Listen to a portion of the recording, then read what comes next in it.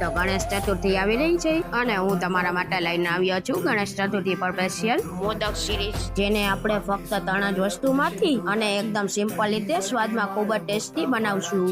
Mixing બાઉલમાં 1 cup નાળિયેરનું khaman લેશું. હવે તેમાં 4 થી 5 મોટી ચમચી કન્ડેન્સ મિલ્ક એડ કરશું અને સારી રીતના મિક્સ કરી લેશું. તો અહીંયા આપણું બેટર સારી રીતના મિક્સ થઈ ગયું છે. હવે તેમાં 1/4 ટીસ્પૂન એલચી પાવડર એડ કરશું અને તેને પણ સારી રીતના મિક્સ કરી લેશું.